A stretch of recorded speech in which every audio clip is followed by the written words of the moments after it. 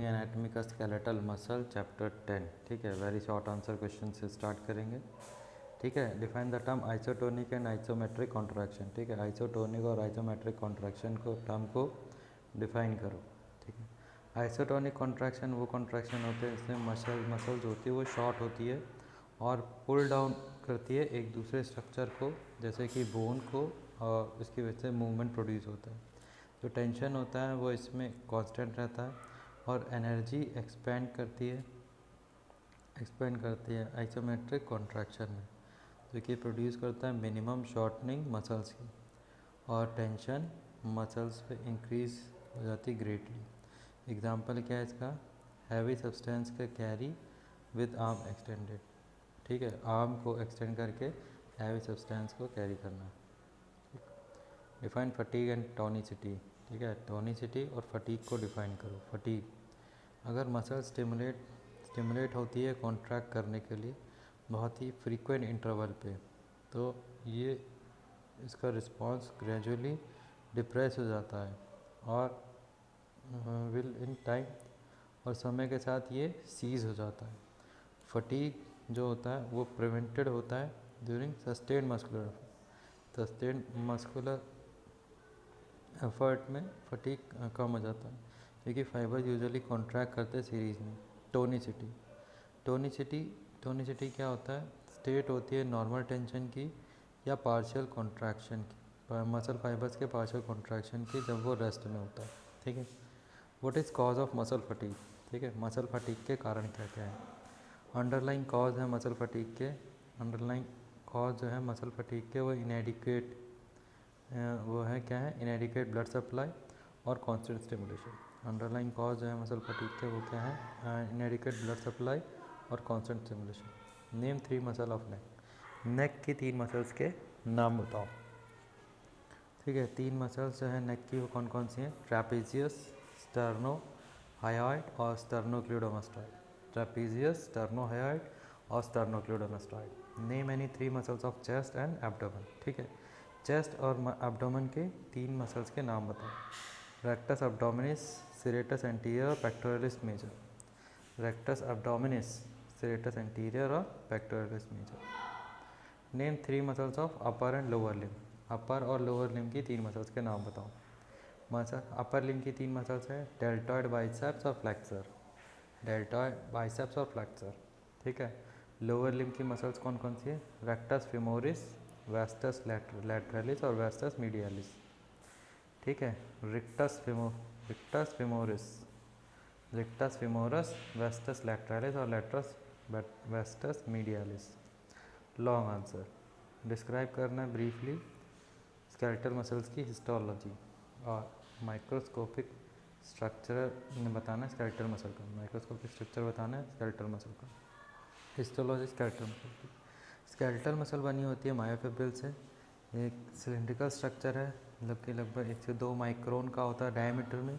ये जो मायोफिब्रिल्स होते हैं इनकी रेंज होती है सेवरल 100 to 1000 mm, 100 से 1000 mm तक की कुछ। ठीक है, ये रन करते हैं लॉन्गिट्यूडनली मसल फाइबर्स के साथ। मायोफिब्रिल बने होते हैं 2 तरह के स्मॉल स्ट्रक्चर से, जिसे कहा जाता है मायोफिलामेंट। ठीक है, ये थिन फिलामेंट होते हैं और थिक फिलामेंट होते हैं। ये जो मायोफिलामेंट होते हैं इंस्टेड रनिंग करने के बजाय इंटायर लेंथ, मसल फाइबर्स के इंटायर लेंथ में ये अरेंज होते हैं कंपार्टमेंट में, जिसे बोलते हैं सार्कोमर्स। ये जो सार्कोमर्स होते हैं ये सेपरेटेड होते हैं एक दूसरे से बैंड्स के द्वारा, डेंस मटेरियल के बैंड्स के द्वारा, जिसे जेड लाइन बोलते हैं। प्रत्येक सार्कोलेमा में अल्टरनेट लाइट और डार्क बैंड्स होते हैं। डार्क बैंड को बोला जाता है ए बैंड, जो कि रिप्रेजेंट करते हैं थिक फिलामेंट की लेंथ। ठीक है, और लेस डेंस और लाइट एरिया होता है, जिसे बोलते हैं आई बैंड या आइसोट्रॉपिक बैंड, जो कि रिप्रेजेंट करता है थिन फिलामेंट को खाली। नैरो एच जोन में होता है thick myofilament only. M line क्या है? सेंटर होती है एच जोन की, जो कि जिसमें होता है फाइन थ्रेड कनेक्टिंग एंड होते हैं थिक फिलामेंट के। प्रत्येक मायोफिब्रिल बने होते हैं प्रोटीन्स के, मायोसिन्स के और एक्टिन के। थिन फिलामेंट बने होते हैं प्रोटीन्स के, प्रोटीन एक्टिन, ट्रोपोमाइसिन और ट्रोपोनिन के। थिन फिलामेंट जो होते हैं वो बने होते हैं प्रोटीन, एक्टिन, ट्रोपोमाइसिन और ट्रोपोनिन के। थिक फिलामेंट बने होते हैं प्रोटीन, मायोसिन के। थिक फिलामेंट बने प्रोटीन, मायोसिन के।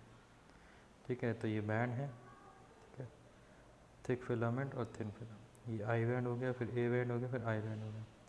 नीचे ये एम लाइन है, फिर जेड लाइन है, इधर थिन मायोफिलामेंट क्रॉस ब्रिज है, इसमें एच जोन है। मसल जो होती है वो वेल सप्लाइड होती है ब्लड वेसल्स के द्वारा और नर्व्स नर्व के द्वारा। Nerve muscle stimulation for contraction requires impulses from nerve cells. ठीक है, जो नर्व मसल्स का स्टिमुलेशन है कॉन्ट्रैक्शन के लिए, उसके लिए इम्पल्स चाहिए होती है नर्व सेल्स से। गुड डील होती है एनर्जी की और वेस्ट प्रोडक्ट के एलिमिनेशन की, जिससे रिजल्ट होता है एनर्जी प्रोड्यूसिंग रिएक्शन। एनर्जी के प्रोड्यूस करने वाले रिएक्शंस होते हैं। जनरली आर्टरी और वीन्स अकम्पनाइड होती है नर्व सप्लाई से। ठीक है, तो स्केलेटल मसल को एंडोमाइसियम में स्केलेटल मसल बनी होती है मसल सेल्स की, जो कि इलोंगेटेड होते हैं और ये ऑफन टेपरिंग होते हैं टू द एंड्स में टेपर होते हैं। ये जो सेल्स होते हैं शो करते हैं सेवरल न्यूक्लियाई जो कि सिचुएटेड होते हैं just under covering of cell के, just under covering of the cell में जस्ट नीचे होते हैं, जिसे बोलते हैं सार्कोलेमा। ये जो मसल सेल्स होते हैं इन्हें डिस्क्राइब किया जाता है मसल फाइबर्स।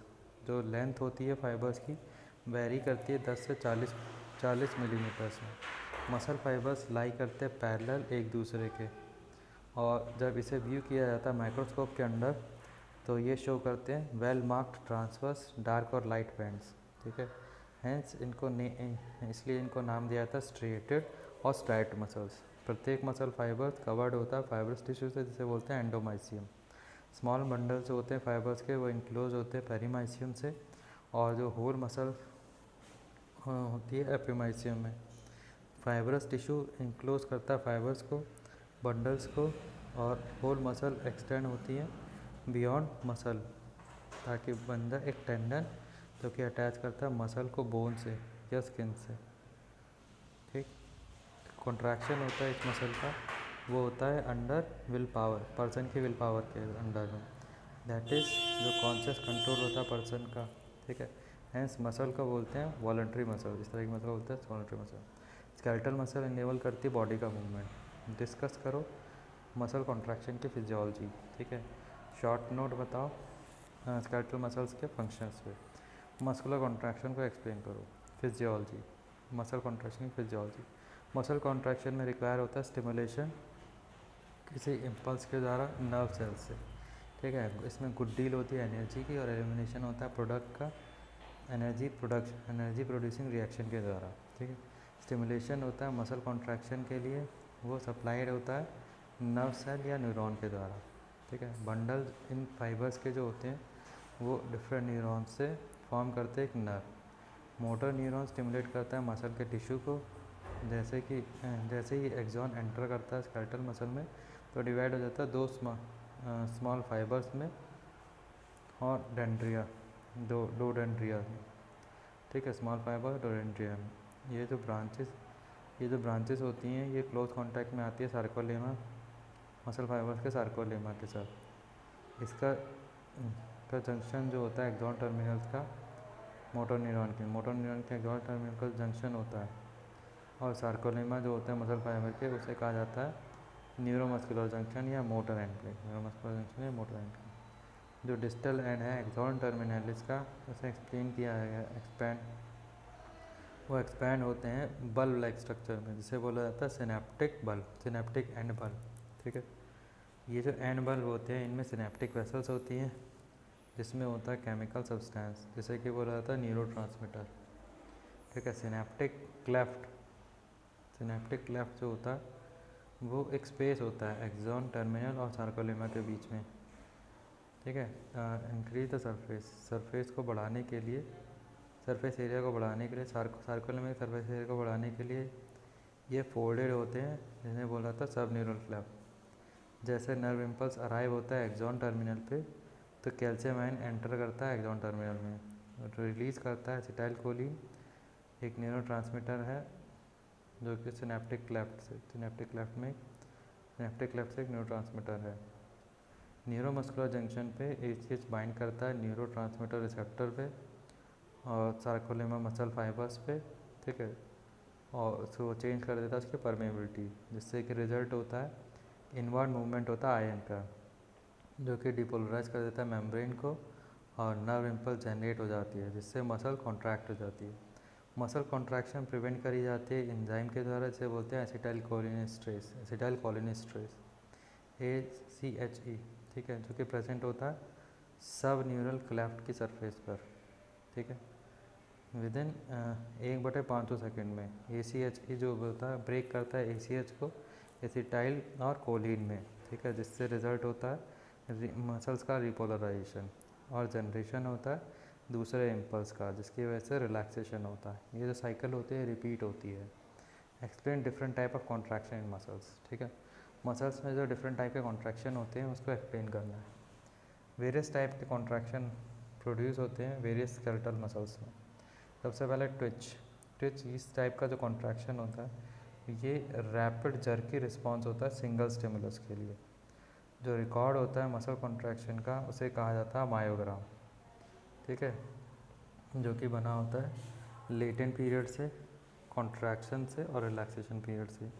अगर दो स्टिमुलाई अप्लाई किए जाते हैं वन आफ्टर अनदर, तो जो सेकेंड स्टिमुलस है वो सफिशिएंट एनफ होता है, तो जो मसल्स, तो उसके बाद जो मसल्स होता है वो लूज़ करती है उसकी इरिटेबिलिटी कुछ टाइम के लिए, और वो कॉन्ट्रैक्ट नहीं कर सकती कुछ पीरियड के लिए। इस पीरियड को बोलते हैं रिफ्रैक्टरी पीरियड, टेटनस। अगर दो स्टिमुलस अप्लाई किए जाते हैं जिसमें सेकंड स्टिमुलस अप्लाई किया जाता है रिफ्रैक्टरी पीरियड के बाद, तो स्केलेटल मसल रिस्पॉन्ड करती है दोनों स्टिमुलाई को। और जो सेकंड स्टिमुलस है अगर अप्लाई किया गया फर्स्ट के रिलैक्स होने से पहले ही सेकंड अगर अप्लाई कर दिया गया तो सेकंड का कॉन्ट्रैक्शन स्ट्रॉन्गर होगा, और इस फिनोमेना को बोलते हैं वेव समेशन, ठीक है। ट्रैपे ये कंडीशन है जब स्केलेटल मसल कॉन्ट्रैक्ट होती है ज़्यादा फोर्सफुली इन रिस्पॉन्स टू, जब उसे काफ़ी स्ट्रेंथ का स्टिमुलस दिया जाता है और उसके बाद उसमें कॉन्ट्रैक्ट होता है काफ़ी टाइम के लिए। जो पहले कुछ स्टिमुलाई होते हैं वो शो करते हैं इंक्रीजिंग हाइट कॉन्ट्रैक्शन की, जिसे बोलते हैं ट्रैपे। फर्स्ट फ्यू स्टिमुलाई के बाद मसल्स रीच करती है उसके पीक पर और अंडरगोज होती है उसके स्ट्रॉन्गेस्ट कॉन्ट्रैक्शन में जाते हैं, कॉन्ट्रैक्शन पीरियड, ठीक है, latent period, relaxation period, stimuli. Record of the muscle contraction is termed as myogram, ठीक है, मसल कॉन्ट्रैक्शन का जो रिकॉर्ड है उसे मायोग्राम कहते हैं। Give the properties of skeletal muscle, define muscle tone, give the functions of the muscles, ठीक है, प्रॉपर्टी बतानी स्केलेटल मसल की, मसल टोन को डिफाइन करना है, फंक्शन बताना मसल्स का, properties of muscle skeletal muscle की प्रॉपर्टी। सबसे पहले मसल कॉन्ट्रैक्शन होता है, मसल कॉन्ट्रैक्शन फंक्शन जो तो मसल का वो है कॉन्ट्रैक्ट करना, और जब कॉन्ट्रैक्ट हो जाता है तो उसको पुल कर लेता है, ठीक है, जब कॉन्ट्रैक्ट, ठीक है, उसका जो फंक्शन है मसल का वो कॉन्ट्रैक्ट करना है, और जब कॉन्ट्रैक्ट होता है तो पुल कर लेता है। एक मसल फाइबर कॉन्ट्रैक्ट होता है जब वो स्टिमुलेट होता है किसी स्टिमुलस से, जो कि इलेक्ट्रिकल भी हो सकता है, केमिकल भी हो सकता है, मैकेनिकल या थर्मल भी हो सकता है। ह्यूमन बॉडी में नेसेसरी स्टिमुलस जो होते हैं वो केमिकल होते हैं और सप्लाइड होते हैं नर्व्स के द्वारा। मसल टोन मसल जो होती है वो never in completely relax condition, वो कभी भी कम्प्लीटली रिलैक्स कंडीशन में नहीं होती, ये हमेशा एक स्टेट में होती है पार्शियल कॉन्ट्रैक्शन की, जैसे कि डिस्क्राइब किया जाता है मसल टोन के रूप में। मसल टोन स्केलेटल मसल की रिस्पॉन्सिबल होती है बॉडी के पोस्चर के लिए, ठीक। मसल फटीग अगर मसल फ्रीक्वेंटली स्टिमुलेट होती है कॉन्ट्रैक्ट करने के लिए, तो इसका रिस्पॉन्स जो होता है स्टिमुलस के लिए प्रोग्रेसिवली डिक्रीज़ करता है। फाइनली ये कॉन्ट्रैक्ट नहीं होती स्टिमुलेशन के द्वारा, जैसे कि कंडीशन को बोला जाता है मसल फटीग। इस कंडीशन को यूजुअली होती है इनएडिक्वेट ब्लड सप्लाई के कारण। मसल हमेशा रहती है पार्शियल कॉन्ट्रैक्शन में, ये कभी भी कम्प्लीटली रिलैक्स पोजिशन में नहीं होती। इस मसल की स्टेट है, इसे बोलते हैं मसल टोन। मसल्स का function of muscles. Skeletal muscle join होती है बोन के साथ और उसे मूव कराती है, ठीक है। और उसके बाद जो टू एंड फ्रो एक्शन है लिम्ब का या जॉ का या आई बॉल का, डिपेंड करता है मसल जो एक्ट करती है पेयर में अपोजिशन में ईच अदर के, ठीक है, उस पर डिपेंड करता है। लिटल मसल का मूवमेंट प्रोड्यूस करता है एक लार्ज लिम्ब का मूवमेंट। ये जो मसल है ये देती है पावर बॉडी को, ठीक है। कॉन्ट्रैक्शन और रिलैक्सेशन के द्वारा स्मूथ मसल के कॉन्ट्रैक्शन रिलैक्सेशन के द्वारा ये नैरो या एनलार्ज होता है डायमीटर ब्लड वेसल्स का, ताकि वो कंट्रोल कर सके ब्लड के फ्लो को जो कि पास उससे होता है। सिमिलरली अल्टरनेट कॉन्ट्रैक्शन और रिलैक्सेशन जो होता है स्मूथ मसल का वो कॉज करता है स्टमक और इंटेस्टाइन की वॉल को, ठीक है, कॉज करता है स्टमक और इंटेस्टाइन की वॉल को, ताकि उसमें से ड्राइव हो सके फूड गट से उसके एक्शन के द्वारा। इसको बोलते हैं पेरिस्टाल्सिस। जो कार्डियक मसल कॉन्ट्रैक्ट करते हैं ऑटोमेटिकली, जैसे कि स्मूथ मसल्स। कॉन्ट्रैक्शन जो होता है कार्डियक मसल्स का वो रिदमेटिकली होता है, एक इंटरनली रेगुलेटेड होता है ऐसे नोड के द्वारा, जैसे कि पेसमेकर भी बोलते हैं, और ऑटोनॉमिक नर्वस सिस्टम के द्वारा। What do you mean by muscle disorders? आप मसल डिसऑर्डर से क्या समझते हैं, उसके कॉज लिखिए। मसल डिसऑर्डर डिजीज़ होते हैं या डिसऑर्डर्स होते हैं जो कि अफेक्ट करते हैं ह्यूमन मसल सिस्टम को, और इनका जो मेन मैनिफेस्टेशन होता है वो स्केलेटल मसल की वीकनेस के रूप में होता है। जो टर्म है मस्कुलर डिस्ट्रॉफी और न्यूरोमस्कुलर कंडीशन और न्यूरोमस्कुलर डिसऑर्डर, वो फॉल करता है under umbrella of term muscle disorder, ठीक है। मसल डिसऑर्डर के इसमें फॉल करता है। ये जो डिसऑर्डर्स होते हैं ये लार्ज ग्रुप ऑफ कंडीशंस होती हैं जो कि अफेक्ट करती है या तो मसल्स को, जैसे कि आर्म में होती है और लेग्स में होती है, और हार्ट में होती है और लंग्स में होती है, या नर्व्स में जो कि कंट्रोल करते हैं मसल्स को।